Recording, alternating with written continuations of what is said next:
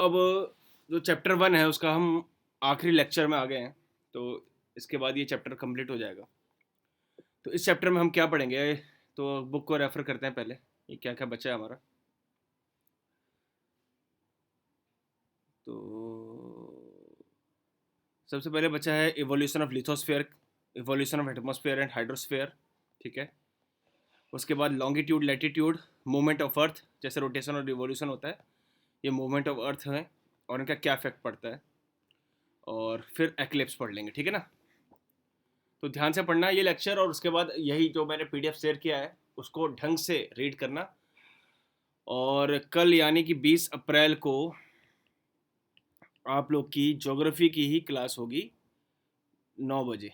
तो जो मैंने वीडियोस पढ़ा चुका हूँ उसी से रिलेटेड डाउट सेशन होगा, ठीक है ना, कल 20 अप्रैल को 9 बजे, है ना। चलो फिर तब तक ये वीडियोस देख लेना, है ना। तो सबसे पहले बात करते हैं इवोल्यूशन ऑफ लिथोस्फीयर की। अब पहले हम जान लेते हैं लिथोस्फीयर है क्या। हमारा अर्थ का जो इंटरनल स्ट्रक्चर है वो 3 पार्ट्स में डिवाइडेड है। सबसे इनर जो स्ट्रक्चर है उसको बोलते हैं हम कोर, मिडल में होता है मेंटल, और आउटर लेयर जो होती है वो होती है कोर, वो होती है सॉरी क्रस्ट, ठीक है। जिस सरफेस के ऊपर हम खड़े हैं वो क्रस्ट का ही पार्ट है। ये बहुत थिन होती है, यहाँ पर मैंने मोटा दिखा दिया है लेकिन ये होती बहुत थिन है, करीब 30 किलोमीटर के आसपास होती है। सरफेस से डेप्थ इसकी 30 किलोमीटर के आसपास होती है। उसके बाद जो हमारा मेंटल आता है उसकी जो डेप्थ होती है वो 2900 किलोमीटर तक होती है, इसकी हमारे मेंटल की। उसके बाद हमारा जो कोर होता है उसकी डेप्थ होती है सरफेस से 6370 के अराउंड किलोमीटर। तो अगर हम अर्थ के रेडियस की बात करें, जो अर्थ का रेडियस कितना है, रेडियस समझते हो, सेंटर पॉइंट से सरफेस तक के डिस्टेंस, ठीक है ना, minimum distance between the centre and the surface. Minimum क्यों बोला, क्योंकि अगर हम ऐसे ऐसे करेंगे, ऐसे ऐसे करके जाएंगे तो मैक्सिमम डिस्टेंस हो जाएगा। मिनिमम डिस्टेंस वो होती है जो स्ट्रेट लाइन होती है, तो वो हमारा कितना है 6370 किलोमीटर, ठीक है। तो कोर हमारा उतने ही डेप्थ में आता है इसके अराउंड, ठीक है ना। और आउटर कोर, कोर जो है हमारा 2 पार्ट्स में डिवाइडेड है, एक इनर कोर और एक आउटर कोर। और आउटर कोर का जो डेप्थ है वो लगभग 1500 किलोमीटर है, ठीक है, सॉरी।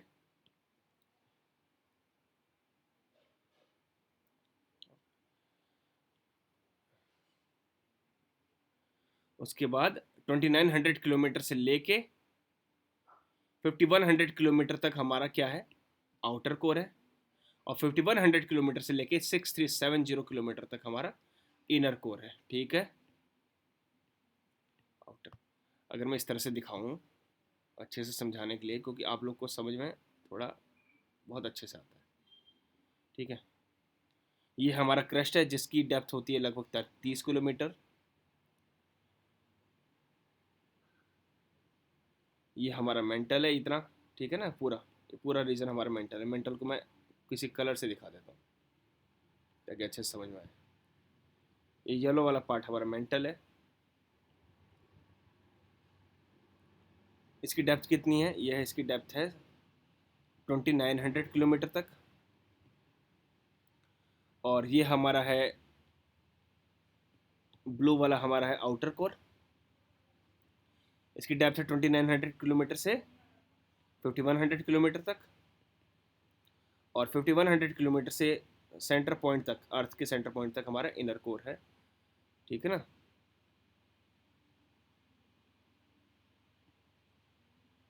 ठीक है, इसकी डेप्थ है 5100 किलोमीटर से 6371 किलोमीटर तक, ठीक है ना। तो ये डेप्थ है। अब ये लिथोस्फीयर क्या है, लिथोस्फीयर अपर मेंटल, ये पूरा मेंटल, सॉरी अपर, ये पूरा crust plus upper mantle up till 30 kilometre तक तो क्रस्ट है। और 30 किलोमीटर से लगभग 100 किलोमीटर डेप्थ तक मेंटल में crust plus upper mantle, upper part of mental, लगभग 100 किलोमीटर डेप्थ तक। क्योंकि हमारा जो मेंटल है वो 2900 किलोमीटर डेप्थ तक है, लेकिन सिर्फ इसका अपर पार्ट सिर्फ 100 किलोमीटर डेप्थ तक जो पोर्शन होता है क्रस्ट प्लस मेंटल का, उसको हम लिथोस्फेयर बोलते हैं, और ये सॉलिड फॉर्म में होता है, ठीक है। लिथोस्फेयर सॉलिड फॉर्म में होता है। अगर हम बात करें डेंसिटी की, तो क्रस्ट की डेंसिटी सबसे कम होती है, मेंटल की उससे ज़्यादा, और कोर की सबसे ज़्यादा। देखो यार, मैंने पहले ही बता दिया था आप लोगों को कि जब मैं कन्वेक्शन पढ़ा रहा था, जिसकी डेंसिटी कम होती है वो ऊपर की ओर फ्लोट करता है या ऊपर की ओर आ जाता है अपने आप, जो हैवियर होता है वो सिंक करता है। इसी तरह कोर की डेंसिटी सबसे ज़्यादा थी इसलिए सिंक कर गया, क्रस्ट की डेंसिटी सबसे कम थी इसीलिए वो सरफेस पे आ गया, ठीक है ना। अब ये डिफरेंशिएशन, जैसे जब हम टॉपिक है ना हमारा इवोल्यूशन ऑफ लिथोस्फेयर, तो इवोल्यूशन हुआ कैसे ये लिथोस्फेयर का, ये अपर सरफेस पे आया कैसे, इसको सरफेस में आने की प्रोसेस को बोलते हैं, लिथोस्फीयर को सरफेस पे आने की प्रोसेस को बोलते हैं डिफरेंशिएशन प्रोसेस। डिफरेंशिएशन प्रोसेस क्या होता है? जब अर्थ का फॉर्मेशन हो रहा था, अर्थ एक स्पिनिंग डिस्क की तरह रोटेट कर रही थी, ठीक है ना। रोटेशन करते करते जो भी हैवियर मेटल था वो अंदर की ओर सिंक होने लगा, जैसे आयरन और निकल, और जो लाइटर मटेरियल्स थे जैसे रॉक्स वगैरह वो सरफेस पे आने लग गए। इस प्रोसेस को बोलते हैं डिफरेंशिएशन प्रोसेस। उदाहरण के लिए अगर मैं एक टब लूँ, उस पर पानी डालूँ, इस पानी में मैं एक कागज़ का टुकड़ा डाल दूँ और एक लोहे की बॉल डाल दूँ, और मैं पानी को इस तरह रोटेट करने लगूँ, तो अपने आप देखना कि लोहे की बॉल जो होगी वो अंदर की ओर सिंक कर जाएगी, और जो कागज़ का टुकड़ा होगा पानी के साथ ऐसे रोटेट कर एकदम आउटर एजेस में आ जाएगा।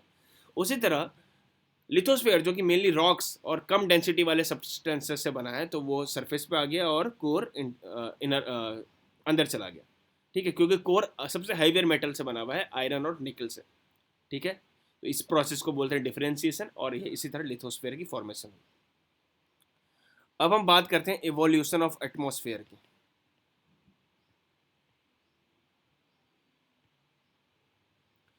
एटमॉस्फेयर कैसे बना हमारे अर्थ में? हमें याद होगा कि हमारा अर्थ मेनली सोलर निबुला से बना। सोलर निबुला क्या था?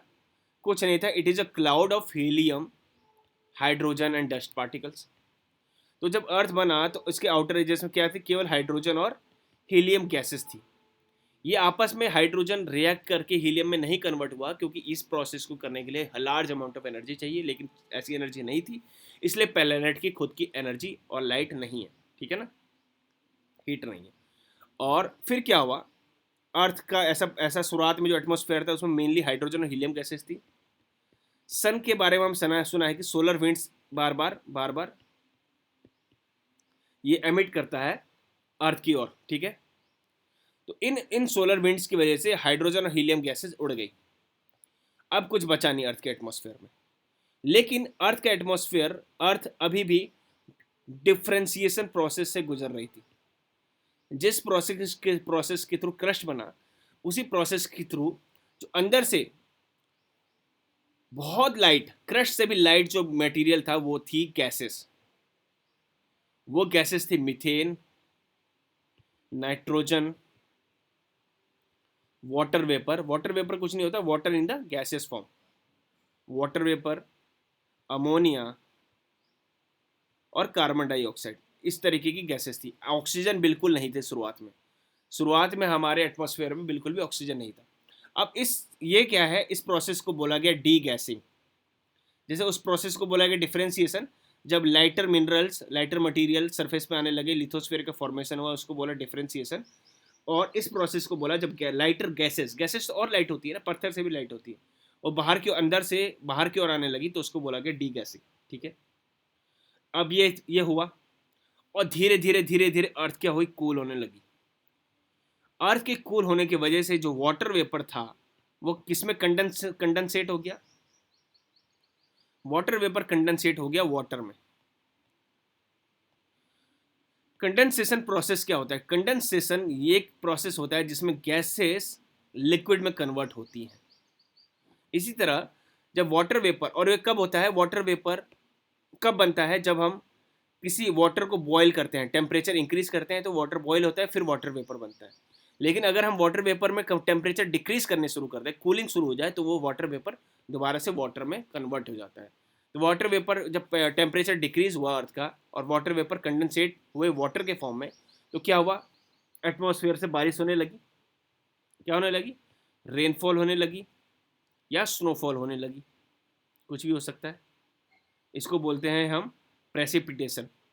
प्रेसिपिटेशन क्या हो, अगर रेनफॉल हो, स्नोफॉल हो, उसके लिए एक कॉमन टर्म होता है प्रेसिपिटेशन। तो प्रेसिपिटेशन होने लगा, ठीक है। अब प्रेसिपिटेशन होने से अर्थ का टेम्परेचर और डिक्लाइन हुआ, टेम्परेचर डिक्लाइन हुआ। और इसका एक रीजन और है, जब रेनफॉल हो रही थी तो जो एटमॉस्फेयर में कार्बन डाइऑक्साइड थी, कार्बन डाइऑक्साइड और वाटर रेनफॉल ने रिएक्ट करके कार्बोनिक एसिड बनाया, कार्बोनेट्स बनाए, और ये डिपॉजिट होने लगे अर्थ के सरफेस पे। इस वजह से क्या हुआ, जो कार्बोनेट बने या कार्बोनिक एसिड जो अर्थ के सरफेस पे डिपॉजिट होने लगे, तो एटमॉस्फेयर में कार्बन डाइऑक्साइड की जो मात्रा थी, जो परसेंटेज था, वो कम होने लगा। और जब कार्बन डाइऑक्साइड की मात्रा परसेंटेज कम होने लगी, तो क्या हुआ, तो अर्थ का टेम्परेचर और डिक्लाइन हुआ। अर्थ का टेम्परेचर क्यों डिक्लाइन हुआ? क्योंकि कार्बन डाइऑक्साइड क्या करती है, अर्थ से हीट जो ट्रैप, अर्थ से हीट को बाहर की ओर स्पेस में जाने नहीं देती, उसको ट्रैप कर लेती है कार्बन डाइऑक्साइड। लेकिन अगर कार्बन डाइऑक्साइड की मात्रा में कमी आएगी, तो अर्थ से जो हीट है वो बाहर आराम से निकल जाएगी, ट्रैप नहीं होगी अर्थ में, इसलिए अर्थ थोड़ा कूल हो जाएगा। अर्थ का टेम्परेचर और कूल हुआ तो और ज़्यादा अर्थ में जो वाटर वेपर था वो कंडेंसेट होने लगे और फिर से बारिश प्रेसिपिटेशन के फॉर्म पे अर्थ में आने लगा। और इस प्रेसिपिटेशन ने क्या किया, जो भी डिप्रेशन था अर्थ में उसको फिल करना शुरू कर दिया। इतना ज़्यादा पानी था कि इसने पूरा फिल करके ओशंस बना दिए। अर्थ में डिप्रेशन रहे होंगे, अर्थ पूरी पूरी प्लेन नहीं हुई होगी सर, उसकी तरह, बॉल की तरह, कोई डिप्रेशन रहे होंगे। जैसे मून में भी हमारे डिप्रेशन से बहुत बड़े बड़े, अगर वहाँ पर पानी आ जाए तो सबसे पहले तो वो डिप्रेशन को ही बढ़ेगा ना। डिप्रेशन मतलब गड्ढों को, ये बड़े बड़े गड्ढों को, यही बड़े बड़े गड्ढों को इस समय ओशंस बनाए गए, बने, ठीक है। प्रेसिपिटेशन हुआ, इतना ज़्यादा वाटर वेपर था कि उन्होंने पूरा अर्थ के डिप्रेशन को कंप्लीटली फिल कर दिया और ओशन का फॉर्मेशन हुआ। अब ओशन का फॉर्मेशन हो चुका है, लाइट भी है, रही है, अर्थ का टेम्परेचर भी थोड़ा ठीक ठाक नॉर्मल रहने लायक हो गया है। तो ब्लू एल्गी का डेवलपमेंट हुआ यहाँ पे। अब ब्लू एल्गी ने क्या किया, फोटोसिंथेसिस शुरू कर दिया। अब फोटोसिंथेसिस शुरू करने से क्या हुआ, ये करीब 3 बिलियन ईयर्स अगो की बात है, ठीक है ना। 4.6 बिलियन ईयर्स अगो हमारी अर्थ का फॉर्मेशन हुआ, 3 बिलियन ईयर्स अगो फोटोसिंथेसिस शुरू हुआ। फोटोसिंथेसिस शुरू हुआ तो कार्बन डाइऑक्साइड को कंज्यूम करके क्या होता है, उसमें ऑक्सीजन रिलीज करते हैं प्लांट्स। इसने क्या किया, ऑक्सीजन रिलीज किया एटमॉस्फेयर में, सॉरी ओशंस में। और ओशन की सरफेस में फिर धीरे धीरे क्या हुआ, इंटरचेंज शुरू हुआ। ऑक्सीजन बाहर एटमॉस्फेयर में आने लगी ओशन से, और कार्बन डाइऑक्साइड एटमॉस्फेयर से ओशन में आने लगा। क्योंकि फोटोसिंथेसिस करने के लिए कार्बन डाइऑक्साइड चाहिए, तो कार्बन डाइऑक्साइड ये कंज्यूम करने लगे जो ओशंस के प्लांट्स थे, और ऑक्सीजन रिलीज होने लगा। जैसे ही ऑक्सीजन रिलीज हुआ तो हमारे जैसे लिविंग बींग्स, एनिमल्स, इंसेक्ट्स, वो सब धीरे धीरे, उन सबका धीरे धीरे ओरिजिन होने लगा, ठीक है। एक बार और देख लेना ये वीडियो, तब थोड़ा और समझ में आ जाएगा। इस तरह से हमारा अर्थ का एटमॉस्फेयर भी हुआ। अब अर्थ में अब फोटोसिंथेसिस की वजह से अर्थ में ऑक्सीजन भी आ गया। तो याद रखना, सिर्फ और सिर्फ एक प्रोसेस है जिसके वजह से ऑक्सीजन आता है हमारे, ये नेचुरली फाउंड नहीं होता। सिर्फ पेड़ ही इसके रिस्पॉन्सिबल है कि हमारे एटमॉस्फेयर में ऑक्सीजन है, ये ध्यान रखना। पेड़ कटेगा तो ऑक्सीजन नहीं रहेंगे। कार्बन डाइऑक्साइड, मीथेन वगैरह तो बहुत तरीके से रिलीज होती है, लेकिन सिर्फ ऑक्सीजन सिर्फ और सिर्फ फोटोसिंथेसिस की वजह से रिलीज हुआ। ये पहले हमारे अर्थ में नहीं था, याद रखना ना। सिर्फ फोटोसिंथेसिस ऐसा प्रोसेस है जिसके थ्रू ऑक्सीजन हमारे अर्थ में एग्जिस्ट करता है, ठीक है। चलो अब हम बात करते हैं लैटिट्यूड और लॉन्गिट्यूड की।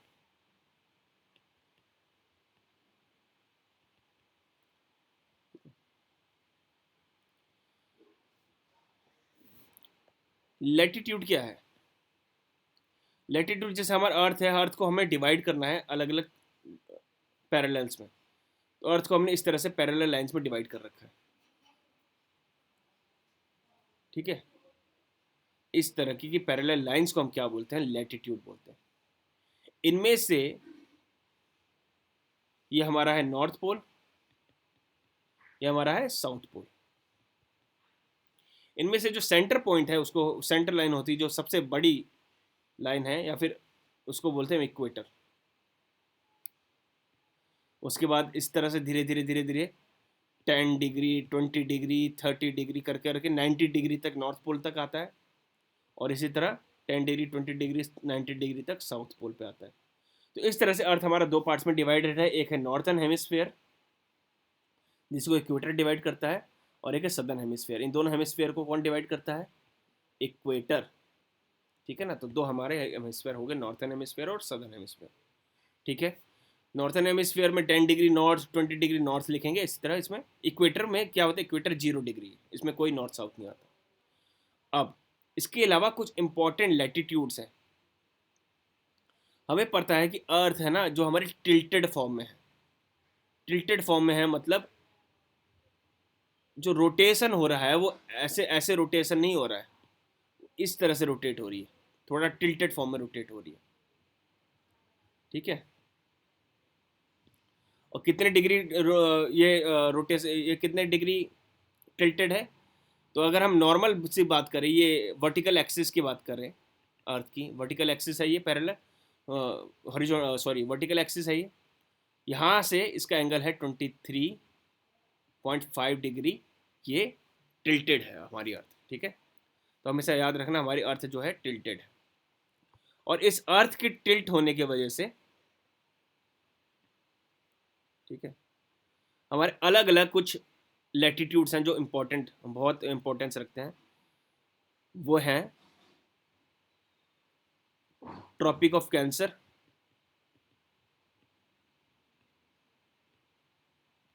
ठीक है, Tropic of Capricorn, Tropic of Capricorn देख लेता हूँ इसे,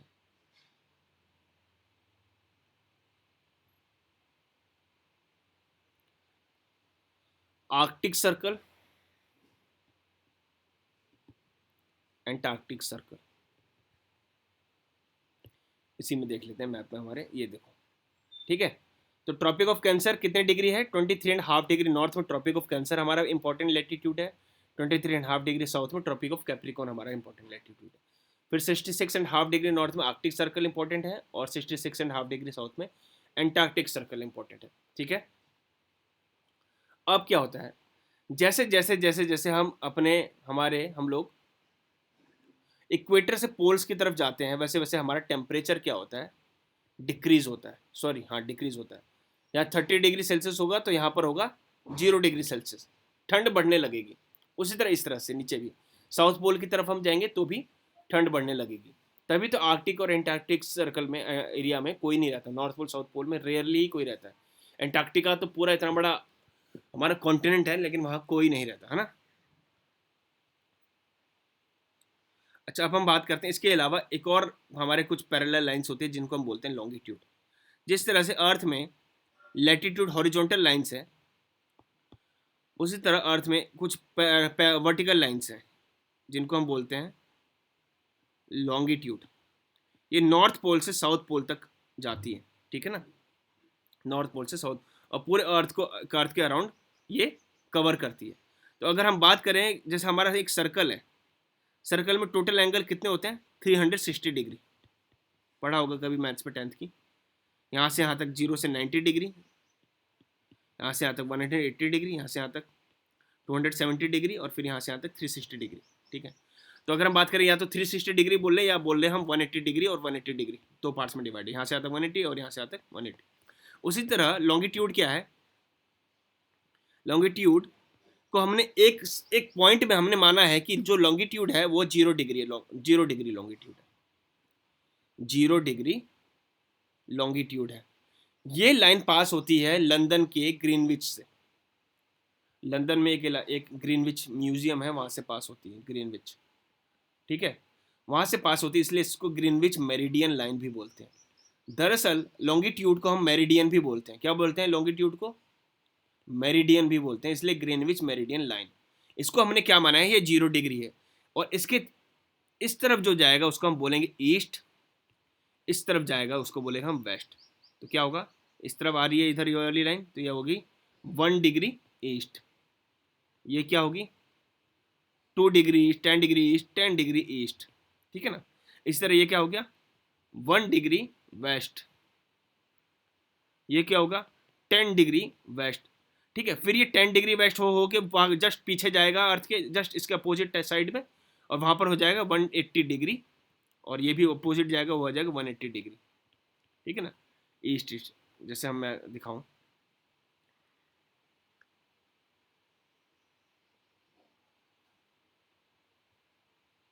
ये हमारी अर्थ रोटेट कर रही है, ठीक है ना। कैसे रोटेट कर रही है, वेस्ट से ईस्ट की ओर, याद रखना, वेस्ट से ईस्ट की ओर रोटेट कर रही है, ठीक है। हाँ हाँ, अब देखो जो मैं बात करना चाह रहा था, ये देखो, ये हमारी प्राइम मेरिडियन या फिर इसको ग्रीनविच मेरिडियन भी बोलते हैं, प्राइम मेरिडियन जो ग्रीनविच लंदन से होते हुए जाती है, ये लाइन स्ट्रेट ये है 0 डिग्री, और इसकी ईस्ट इधर जो आएगा वो उधर ईस्ट, इधर जो जाएगा इधर वेस्ट, ठीक है। और फिर जस्ट इसके अपोजिट में ये देखो, अपोजिट में इसके 180 डिग्री है, 180 डिग्री, ये इधर ईस्ट आया, इधर से पीछे से वेस्ट आया, और यहाँ पर 180 डिग्री हो गया। थोड़ा खुद सोचना पड़ेगा इसमें, हर एक चीज़ मैं नहीं समझा पाऊंगा आपकी इमेजिनेशन पे, थोड़ा सोचना, ठीक है ना क्या हुआ। अब देखो लॉन्गिट्यूड का फ़ायदा क्या है होता है हमारे जीवन में।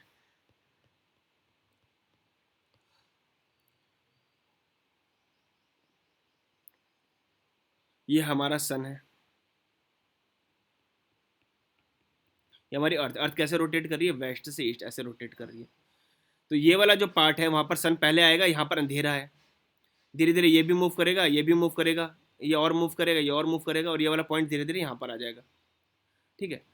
अब अब आपको पता होगा कि अभी यहाँ पर सुबह है, तो अमेरिका में क्या है, रात है। तो इसका मतलब ये थोड़ी कि यहाँ पर अगर 5 बज रहे हैं तो अमेरिका में भी 5 ही बज रहे होंगे। अमेरिका तो अपने हिसाब से चलेगा ना, ठीक है। सन तो हर जगह एक ही टाइम पे राइज करेगा, ठीक है। तो इसीलिए लॉन्गिट्यूड में क्या होता है, लॉन्गिट्यूड में ऐसा माना जाता है कि 0 डिग्री जो हमारा प्राइम मेरिडियन है, उससे जब भी हम ईस्ट में जाएंगे, जैसे 1 डिग्री ईस्ट में गए, तो अगर मान लो प्राइम मेरिडियन में हम 12 AM बज रहा है, 1 डिग्री ईस्ट गए तो वहाँ पर बजेगा 12 बजकर 4 मिनट। हर एक डिग्री हम ईस्ट में जाएंगे तो हम 4 मिनट जोड़ेंगे, और जब भी हम हर एक डिग्री वेस्ट में जाएंगे तो हम 4 मिनट माइनस करेंगे, मतलब 12 में से 4 गया तो 11 बजकर 56 AM हो रहा होगा 1 डिग्री वेस्ट में, और 1 डिग्री ईस्ट में क्या बज रहा होगा 12 बजकर 4 मिनट, ठीक है ना। ये लॉन्गिट्यूड का हमारा फायदा होता है, इंपॉर्टेंस है। अब इंडिया के केस में देखो, हमने इंडिया हमारी 68 डिग्री से लेकर करीब 97 डिग्री, 68 डिग्री ईस्ट से लेकर 97 डिग्री ईस्ट तक फैली हुई है। ये वाला पॉइंट हमारा 97 डिग्री ईस्ट है, और ये गुजरात का कच्छ वाला रीजन हमारा 68 डिग्री ईस्ट है, क्योंकि हमारा जो है वो प्राइम मेरिडियन से ईस्ट में पड़ता है, इसलिए हम ईस्ट की बात करेंगे। और अगर हम बात करें कि 1 डिग्री, हर एक 1 डिग्री ईस्ट में जाने पे 4 मिनट ऐड होता है, तो सोचो 68 डिग्री से 97 डिग्री, अरुणाचल प्रदेश का टाइम अलग होगा 60, और कच्छ का टाइम अलग होगा। तो भारत में कोई संवाद करने, कोई कम्युनिकेशन करने में बहुत सारी प्रॉब्लम्स आ जाएंगी। तो भारत ने एक मिनिमम लाइन ऐसी ली जिसको 82.5 डिग्री 30 डैश ईस्ट ऐसी लाइन ली, ताकि अरुणाचल प्रदेश वालों का भी ज़्यादा नुकसान ना हो और कच्छ वालों का भी ज़्यादा नुकसान ना हो। मिडिल में लाइन ले ली, ताकि अरुणाचल प्रदेश, इसी हिसाब से सारे इंडिया में टाइम आया, सारे इंडिया में टाइम 82.5 डिग्री 30 मिनट के हिसाब से ही टाइम आया, ठीक है ना। तो अगर 1 डिग्री 4 मिनट होता है, तो अगर हम ग्रीनविच मेरिडियन टाइम से बोलें तो 82 डिग्री 30 मिनट्स को हम मल्टीप्लाई करें 4 मिनट से, तो ये लगभग होता है 5.5 घंटे। तो अगर ग्रीनविच मेरिडियन लाइन या प्राइम मेरिडियन लाइन में 12 AM हो रहा होगा, तो इंडिया में कितना बज रहा होगा 5:30 PM, ठीक है। तो भारत ने एक स्टैंडर्ड लाइन ऐसी ली कि जो ये डिफरेंसेस है ना डिग्रीज की वजह से, जो टाइम में डिफरेंसेस आता है वो ना रहे। हमें पता है कि सूरज अरुणाचल प्रदेश में पहले उगेगा, कच्छ में बाद में उगेगा, लेकिन बीच में हमने लाइन ले ली तो इतना ज़्यादा डिफरेंस नहीं पड़ेगा, ठीक है ना। चलो फिर, तो ये हमारा इंपॉर्टेंस है।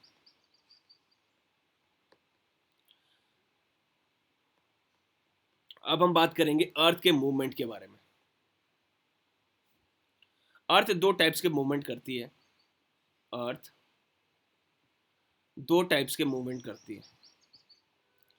एक मूवमेंट जिसे बोलते हैं अर्थ का रोटेशन,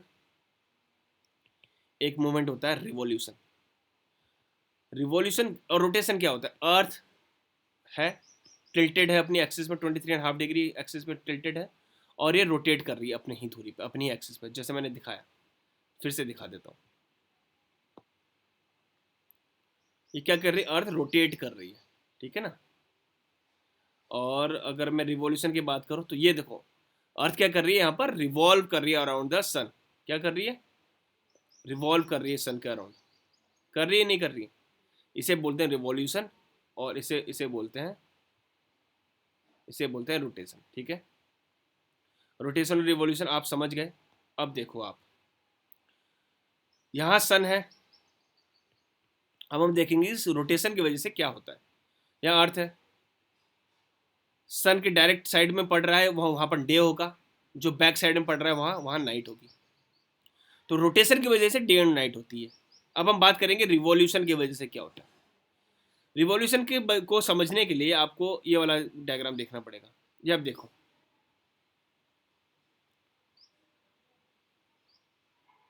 यहाँ पर देखो, जो विंटर में देखो जो सन की रेज है वो इक्वेटर के नीचे पड़ रही है। ब्लैक ब्लैक लाइन जो ग्रीन वाले अर्थ में है वो इक्वेटर है। अब समर में देखो कि सन की रेज जो है इक्वेटर के ऊपर पड़ रही है, ये टिल्टेड एक्सिस की वजह से। अब देखो, इक्वेटर के नीचे पड़ रही है विंटर में, समर में इक्वेटर के ऊपर।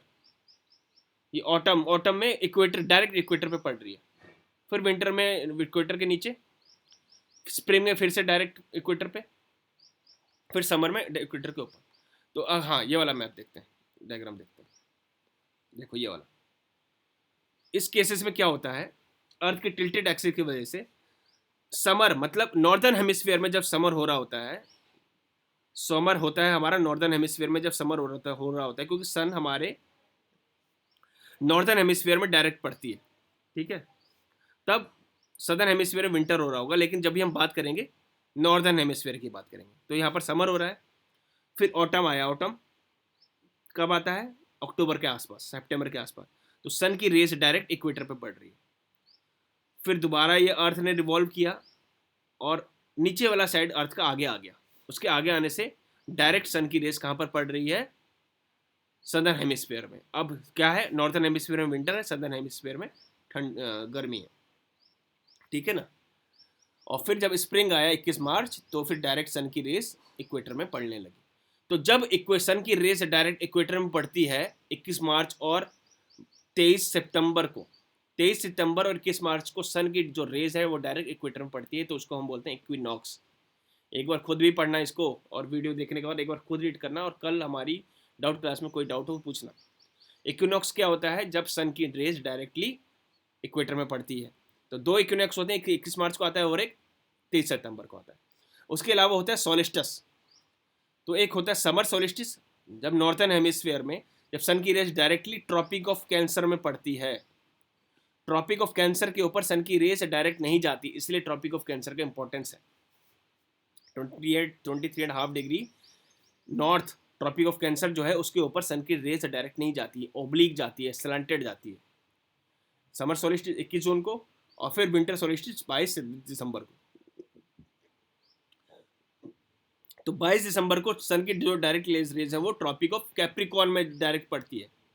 उसके नीचे कभी भी सन की डायरेक्ट रेज नहीं पड़ती। आर्कटिक अंटार्कटिक सर्कल में या आर्कटिक सर्कल में कहीं नहीं पड़ती डायरेक्ट रेज, ठीक है ना। स्लैंटेड रेज पड़ती है। लेकिन ट्रॉपिक ऑफ कैप्रिकॉन से लेकर, यहाँ पर आ जाओ देखते हैं, ट्रॉपिक ऑफ कैंसर से लेके ट्रॉपिक ऑफ कैप्रिकॉन तक सन की रेज डायरेक्ट पड़ती रहती है, ठीक है ना, as per the revolution of the earth. उसके अलावा कहीं भी रेस सन की डायरेक्ट नहीं पड़ती, स्लैंटेड पड़ती है, ठीक है।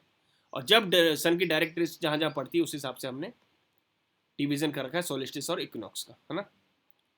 तो ये एक बार पढ़ लेना। अब एक टर्म होता है पेरिहेलियन और एपिहेलियन।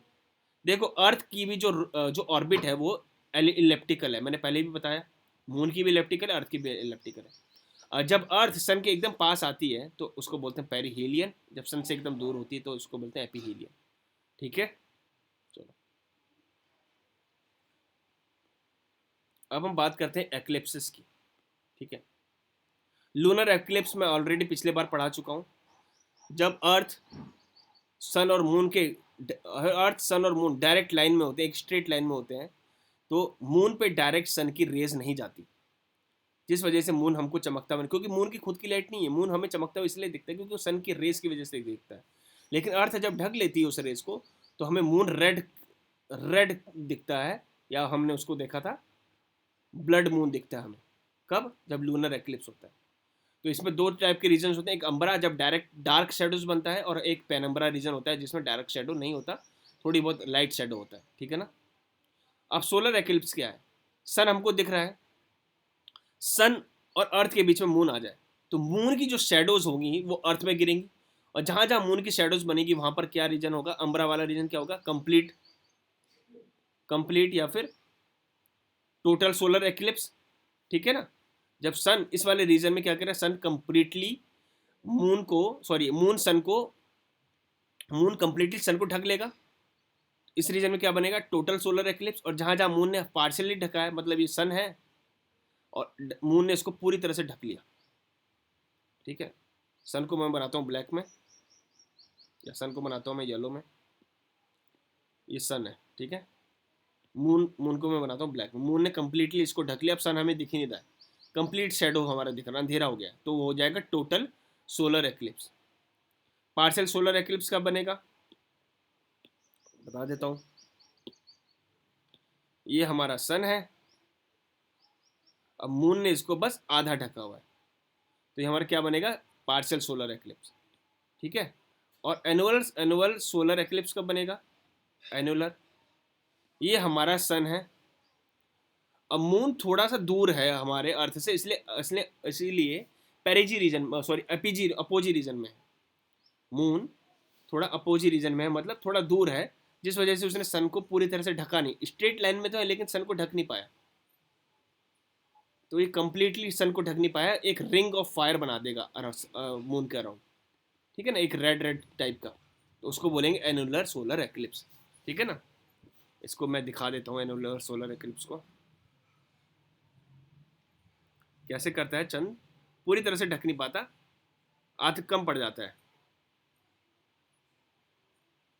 ये देखो इस तरीके का रिंग ऑफ फायर दिखेगा, चंद्रमा ने पूरी तरह से सूर्य को ढका नहीं है, तो इसको बोलेंगे एनुलर सोलर एक्लिप्स। थोड़ा थोड़ा सन सन दिखेगा, और एनुलर सोलर एक्लिप्स को देखने से सबसे ज़्यादा लोग अंधे होते हैं, ये ध्यान देना। ठीक है ना। तो इसी तरह आप लोग का चैप्टर कंप्लीट हुआ, प्लीज़ इसको देख लीजिएगा और कल क्लास में मिलते हैं।